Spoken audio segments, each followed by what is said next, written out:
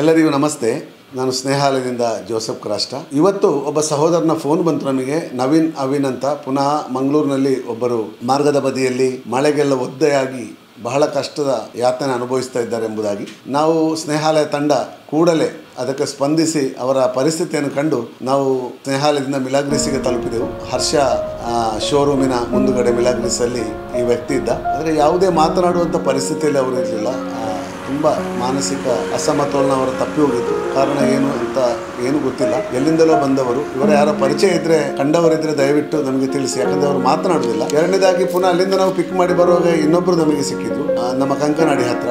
ಅವರನ್ನು ಕೂಡ ನಾವು ಸ್ನೇಹಾಲಯದ ವಾಹನದಲ್ಲಿ ಕರ್ಕೊಂಡು ಬಂದು ಈಗ ಸ್ನೇಹಾಲಯದಲ್ಲಿ ಇಬ್ಬರಿಗೂ ಚಿಕಿತ್ಸೆ ಕೊಡ್ತಾ ಇದ್ದೇವೆ. ಇಂಥ ಹಲವಾರು ಜನ ಮಂಗಳೂರು ನಗರದ ಭಾಗದಲ್ಲಿ ಅಥವಾ ಹೈವೇ ಭಾಗದಲ್ಲಿ ಇಂಥ ವ್ಯಕ್ತಿಗಳು ಕಾಣಬಹುದು. ನಿಮಗೆ ಕಂಡ್ರೆ ದಯವಿಟ್ಟು ನಮಗೆ ಫೋನ್ ಮಾಡಿ, ಯಾಕಂದ್ರೆ ಇಂಥ ಹಲವಾರು ಜನ ಮಾನಸಿಕ ಸ್ಥಿಮಿತ ಕಳ್ಕೊಂಡು ಒಳ್ಳೊಳ್ಳೆಯ ವ್ಯಕ್ತಿಗಳು ಇರ್ತಾರೆ. ಇದರಲ್ಲಿ ತುಂಬ ಕಲಿತವರು ಅವರು ಇರ್ತಾರೆ.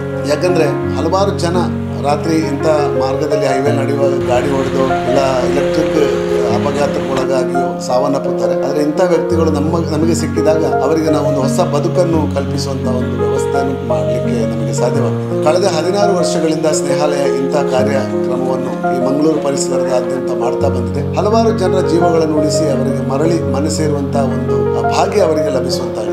ಸಾಧಾರಣ 1600ಕ್ಕಿಂತಲೇ ಹೆಚ್ಚು ಜನರನ್ನು ಅವರವರ ಮನೆ ಸೇರಿಸುವಂತ ಭಾಗ್ಯ ನಮ್ಮದಾಗಿದೆ. ನಿಮಗೆ ಕೂಡ ಇಂಥ ವ್ಯಕ್ತಿಗಳಿದ್ರೆ ಖಂಡಿತ ನಮಗೆ ತಿಳಿಸಿ. ಯಾಕಂದ್ರೆ ಎಷ್ಟೋ ಜನರು ನಾವು ಮಂಗಳೂರು ಆಚೀಚೆ ಹೋಗುವಾಗ ಇಂಥ ವ್ಯಕ್ತಿಗಳನ್ನು ಕಾಣಬಹುದು, ಆದರೆ ಯಾರಿಗೆ ತಿಳಿಸುವುದೆಂಬುದು ಗೊತ್ತಿರುವುದಿಲ್ಲ. ನಮ್ಮ ಫೋನ್ ನಂಬರ್ ಇದೆ, ಖಂಡಿತ ಇದನ್ನು ಶೇರ್ ಮಾಡಿ. ದಯವಿಟ್ಟು ಹೆಚ್ಚು ಜನರಿಗೆ ಶೇರ್ ಮಾಡಿ. ಹಲವಾರು ಜನರ ಜೀವನ ಉಳಿಸಲಿಕ್ಕೆ ಸಾಧ್ಯವಾಗ್ತದೆ. ದಯಮಾಡಿ ಶೇರ್ ಮಾಡಿ ಅಂತ ಹೇಳುತ್ತಾ ನಿಮಗೆ ಎಲ್ಲರಿಗೂ ಸರ್ವೇ ಜನ ಸುಖಿನೋ ಭವಂತು.